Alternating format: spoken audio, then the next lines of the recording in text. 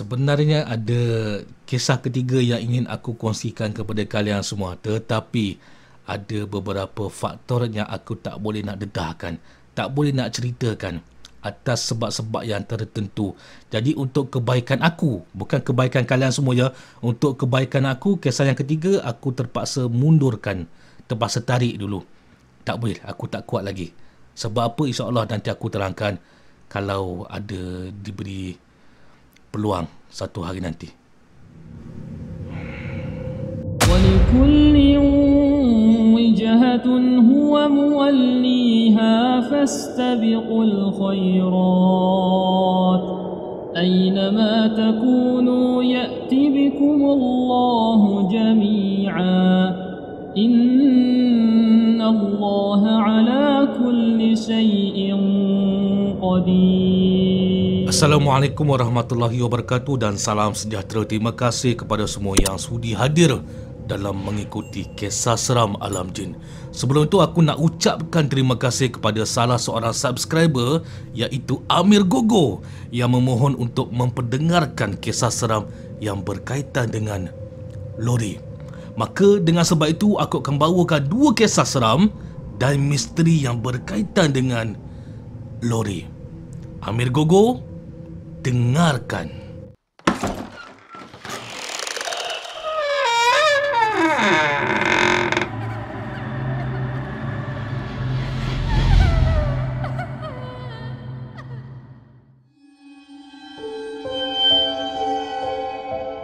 Dialami oleh seorang individu yang aku bagi nama samaran Idrus. Idrus saja? Idrus saja? Idrus seorang pemandu lori. Dia ni daripada Kuala Lumpur nak pergi ke Kulim High Tech. Dalam laluan highway ni, dia ambil susu keluar di Tol Plaza Bandar Baru untuk menuju ke lokasi Kulim High Tech ni. Dia ikut dalam-dalam. Tak dinyatakan pada aku, ya, lori ni nak hantar apa, atas tujuan apa barang tu, tak dinyatakan. Yang pastinya, aku tahu dia ni ikut dalam-dalam pada jam 3 pagi. Pemandu lori ni kalau ditugaskan untuk pergi dan balik dalam tempoh yang singkat, mesti dia akan ditemani dengan seorang kelindan. Jadi Idrus ditemani dengan seorang kelindan lah kan. Janggut, bangun dah, seram dah. Diam dah, ngantuk dah. Aduh. Tengah syok menyembang ni, tiba-tiba Idris dan kawan dia dapat dengar macam ada sesuatu bunyi tangisan di sepanjang laluan lori mereka ni. Mula-mula mereka buat tak tahu. Tingkap lori ni dibuka sebab mereka tengah smoking. Jadi kalau lalu di dalam kampung ni, bunyi-bunyi tangisan macam tu boleh dikatakan kerap sangat dikaitkan dengan bunyi musang. Tahu tak bunyi musang tu macam mana? Okey, aku bagi contoh ya. Ni salah satu bunyi musang. Inilah dia dikatakan salah satu bunyi musang kalau kalian nak tahu. Tapi kalian semua, yang menjadi kehairanannya, bunyi tangisan seakan-akan bunyi musang tu berterusan mengekori lori diorang ni. Dah 10 minit kot, masih lagi dengar bunyi tangisan tu. Mereka pun diam, berpandangan satu sama lain. Idrus pun berhentikan lori. Kemudian masa ni baru mereka sedar bunyi tu kedengaran di belakang lori mereka ni, di dalam ruangan simpanan barang di belakang lori. Idrus bagi isyarat pada kawan dia. Mereka ni turun lori bawa lampu suluh. Masih lagi kedengaran tau, ya, bunyi tangisan tu. Mereka ni hanya nak mengintai dari tirai bahagian tepi lori. Tak perlu buka belakang lori pun. Dari tepi tu pun mereka dah boleh intai, dah boleh selak sedikit. Masa nak selak tu, bunyi tangisan tu hilang. Belum sempat Idrus nak buka tirai bahagian tepi lori ni seluas-luas nak intai dalam, tiba-tiba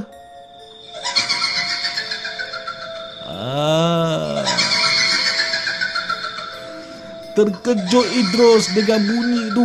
Kawan dia pun terkejut sebab ada bunyi ngilayan yang sangat jelas, seakan-akan ngilayan tu berpunca daripada atas lori. Masa ni Idrus dan kawan dia memang betul-betul dah hilang jantan. Mana idaknya, tiba-tiba je tengah dalam situasi suspend ni, engkau lah hantu.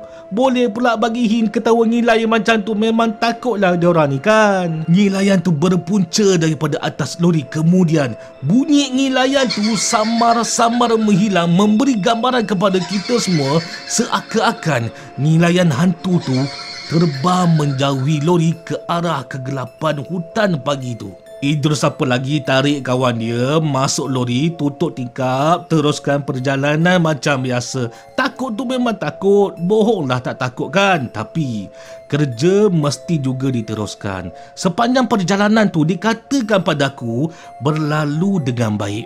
Tapi itulah pengalaman seram dan angker yang julung kalinya berlaku pada si Idrus. Ada seorang pelajar penuntut di salah sebuah universiti tempatan Malaysia. Baru selesai study group dengan kawan-kawannya. Aku bagi nama samaran sebagai Aini. Malangnya bagi Aini ni, kawan-kawan dia memang duduk sewa serumah. Kecuali hanya Aini seorang saja yang duduk bersama dengan keluarga dia. Agak jauh juga Aini ni nak bertandang ke rumah sewa kawan-kawan dia ni. Kalau Aini ambil jalan utama, dalam masa 50 minit baru sampai ke rumah kawan dia. Tetapi memandangkan jam masa nak pulang ni dah menunjukkan 1:30 pagi, tak ada pilihan. Aini kena pulang ke rumah ambil jalan pintas yang boleh sampai hanya 30 minit sahaja. Tetapi jalan ni memang orang tempatan atau orang kampung memberi gelaran sebagai Jalan Terlarang selepas jam 1 pagi. Di mana lokasi jalan tu? Jalan ni orang kampung dan peta Malaysia memberi nama sebagai Jalan Kenapa kalian nak marah? Tak apa, aku hidangkan nama jalan ni supaya takut jadi asbab pula nanti bila kalian dengar kisah ni tak nak lalu pula dekat jalan ni kan. Aini sedang memandu kereta di jalan. Keseorangan memandu kereta dengan jalan yang gelap gelita dan lengang tanpa kelibat kenderaan yang lainnya. Tak lama kemudian, timbul cahaya kenderaan di belakang kereta Aini. Cahaya kenderaan tu menunjukkan ianya kenderaan sebuah lori yang besar. Aini pada mulanya memang rasa takut. Tapi Alhamdulillah, menarik nafas lega sebab ada kenderaan lain yang melalui jalan tu bersama si Aini. Tidaklah sehingga lori di belakang Aini ni bagi high beam pada Aini. Bukan tu je tau, lori tu dalam masa yang sama hon-honkan kereta Aini macam ni. Terkejutlah si Aini ni. Bayangkanlah lori hon kot. Memang kuatlah bunyi lori hon. Aini ni berfikiran mungkin lori tu nak potong Aini agaknya. Aini pun bagi signal ke tepi, bagi laluan kepada lori tu supaya dapat memotong. Lori tu pun potong Aini dengan laju. Aini memang marah pada waktu ketika ni. Agak-agak lah kan, nak hon bagai semua tu bertolak ansur lah sedikit bang. Tengah Aini ni masih lagi mulut dia mencarut-carut.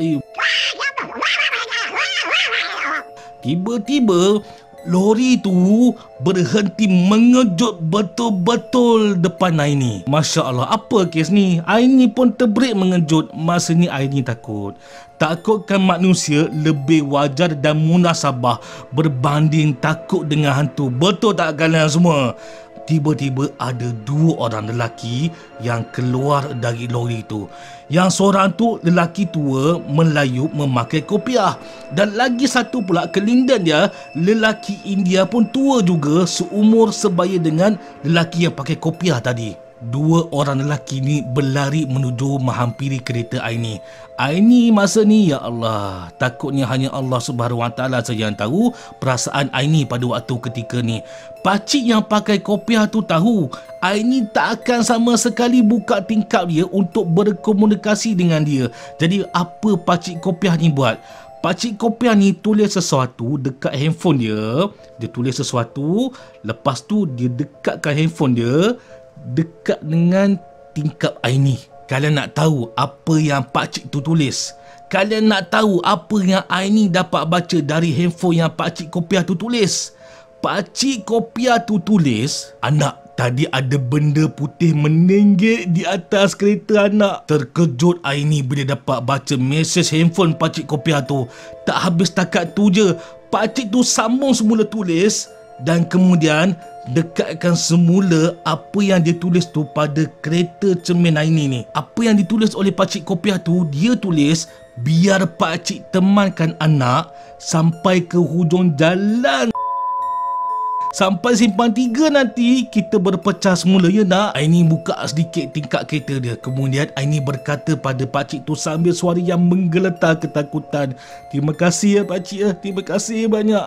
Pakcik Kopiah tu angguk kepala dan bagi isyarat pada Aini untuk jalan dulu. Kemudian mereka yang menaiki lori ni akan temankan Aini dari belakang. Aini potong semula lori tu. Aini jalan di hadapan, lori tu jalan di belakang kereta Aini. Sampailah mereka di hujung simpang 3 di sana. Aini belok ke kiri dan pakcik tu belok ke kanan. Dan sepanjang mereka di laluan jalan terlarang ni, tak ada apa yang berlaku disebabkan Pakcik Kopiah tu menemani belakang kereta Aini. Tak lama selepas Aini belok ke kiri, dalam 5 minit tu Aini sampai ke rumah. Terus mak ayah Aini keluar rumah, sambut si Aini. Untuk pengetahuan kalian semua, sepanjang Aini memandu ditemani dengan lori tadi, sepanjang perjalanan itu jugalah Aini bersembang dengan ayahnya di telefon. Kemudian ada sesuatu yang tak dijangka. Ayah Aini bagi tahu dekat Aini, sepanjang ayah Aini temankan Aini dalam telefon, rupa-rupanya ayah Aini dapat dengar sesuatu yang berbisik di dalam kereta si Aini. Ayah Aini kata perkataan yang diucapkan tidak dapat difahami dengan jelas, seakan-akan macam ngomel-ngomel dekat dalam kereta Aini tu. Ya Allahu Akbar. Tak tahu macam mana nak digambarkan. Tapi Alhamdulillah kepada pakcik dia yang tadi naik lori dia, yang temankan Aini tu. Alhamdulillah, disebabkan dua ihsan ni menemani Aini sampai ke simpang 3, mujurlah tiada apa-apa yang buruk yang lebih besar berlaku. Bagi aku, masa kisah ini disampaikan pada aku hanya anggap ianya hanya sebuah perkongsian berbentuk terbuka.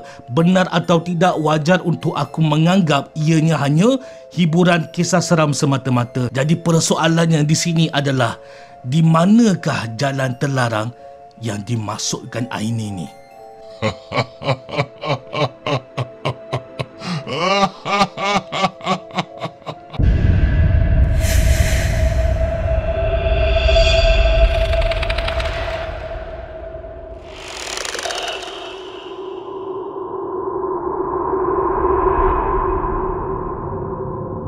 Jangan lupa untuk tekan button subscribe, like, on notification dan share supaya menarik lebih ramai lagi tontonan umum lalu menjadi sebahagian keluarga Alam Maya Kisah Seram Alam Jin. Kalau kalian ada kisah dan pengalaman angker yang ingin dikongsikan, bolehlah PM aku dalam messenger Facebook. InsyaAllah jika diberi keizinan, aku akan dedahkan pengalaman seram kalian nanti untuk tatapan kesemua yang hadir. InsyaAllah kita akan berjumpa lagi dalam topik bicara Kisah Seram Alam Jin yang selanjutnya. Assalamualaikum warahmatullahi wabarakatuh. A'udzu billahi minasy syaithanir rajim. Wa nunazzilu minal Qur'ani ma huwa shifaa'un wa rahmatun lil ولا يزيد الظالمين إلا خسارا.